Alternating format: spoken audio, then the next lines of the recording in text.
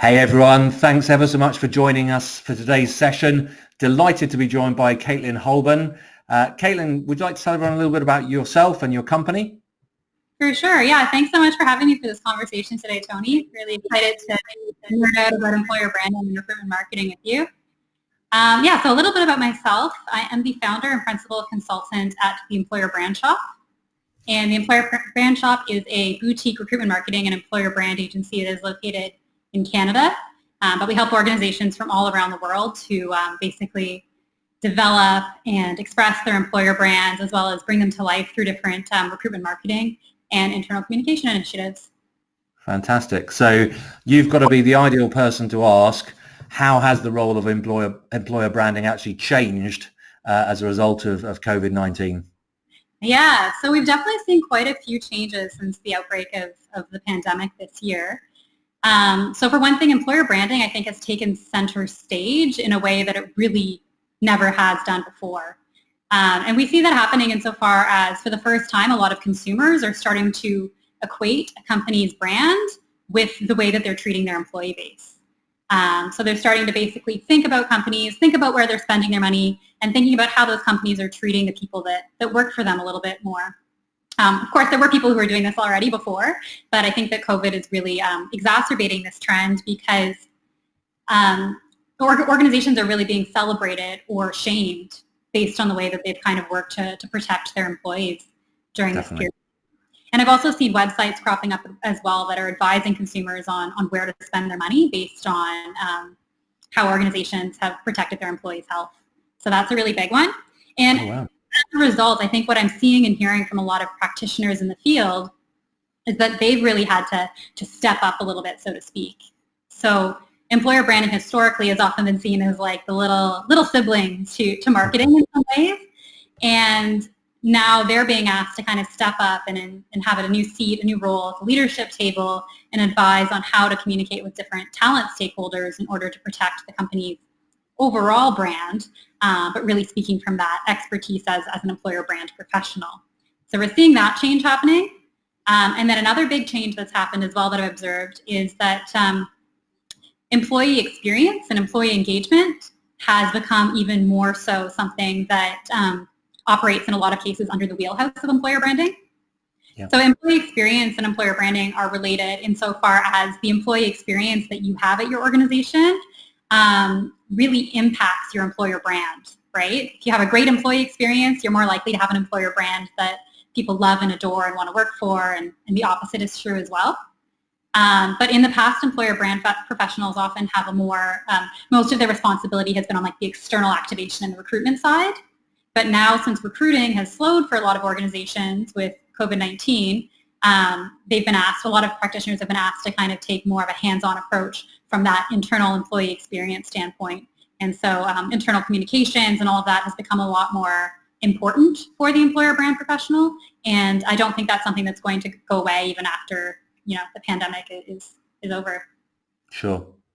And one thing that we've all seen a lot of over the last months is a big rise in remote working, but not just everyone having to work at home, but people talking about this could be the new normal, that people are increasingly going to be asking to work from home, to work remotely.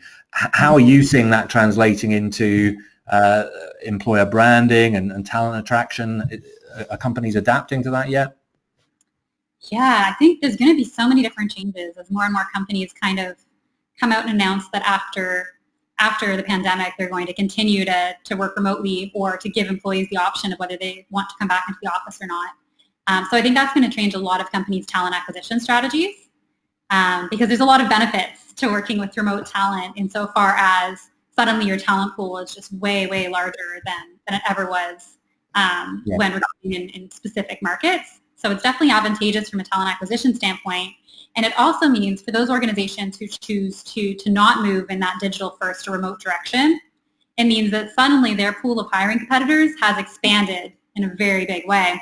They're no longer just competing against people locally, they're competing against organizations all around the world who are going to be going after the same talent as them. So I think that it really positions employer branding in a way that it becomes even more integral because you really need to make it clear to candidates what sets you apart from all of these other options that they now potentially have for in-demand talent, you need to be able to show them clearly, here's what our EVP is.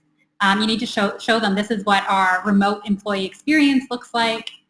And this is also really important because historically, a lot of candidates have picked up on a lot of cues about what you're like as an employer, about what kind of experience they can anticipate working with you, working with your team from the in-office components of your hiring process. But when the in-office components are no longer there and are no longer part of that process, suddenly the way that you communicate your culture needs to change a little bit. So you need to find opportunities and more digital touch points and channels and content types that will provide candidates with the information that they need to identify if your organization is a good fit and to get a little bit more understanding about the way you work, how people interact, what types of personalities are on your teams. I think all of that becomes a lot more critical in this new remote work world. Yeah. Yeah, absolutely agree. Great insights. Thank you. And recruitment marketing content, if you're thinking about what kind of things you're seeing doing well at the moment, what does it seem like candidates want to see out there? What are you recommending to clients? Yeah, so I think the candidate mindset has shifted in a big way as a result of everything that's happened over the past few months. So talking about COVID here, as well as all of the social justice and social unrest issues that have kind of come to light. From COVID specifically, I think candidates are craving maybe a little bit more stability and assurance before making a switch than was previously the case. Finding ways to share how your company is still well positioned to thrive despite the pandemic and after the pandemic, and showing candidates maybe in your job descriptions or in some of the content you're creating how a specific role is well set to kind of help the organization forward and why this role matters, so they understand the role is strategically important and not likely to be to sort of disappear in the near future. I think that's important as well. And then beyond that, other content types that I've seen performing really well and that I think are worth adding to your sort of your content series lineup, so to speak, would include content that shows that you're an employer that cares.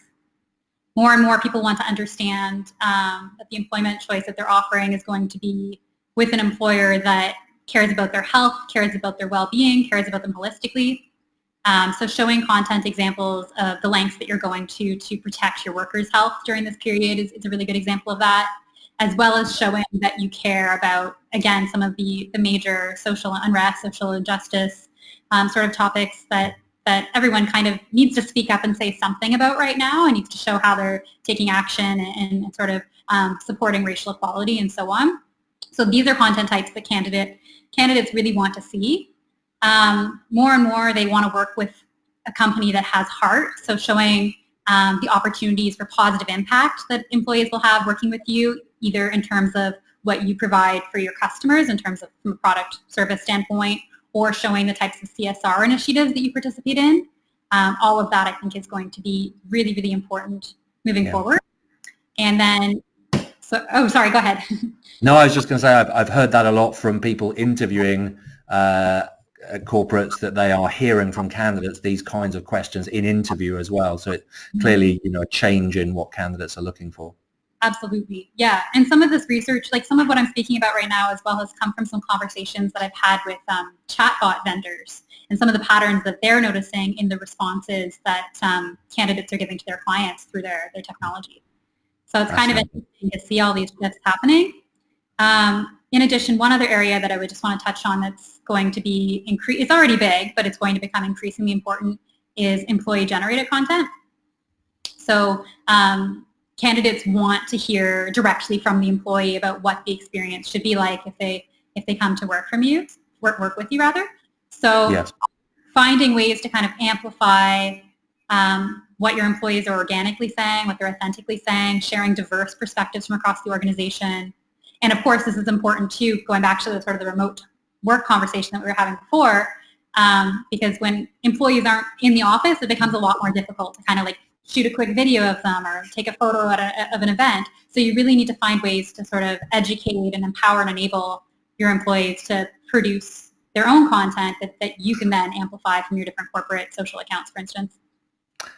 Kaitlyn, really fantastic insights. Thank you ever so much for sharing those with us.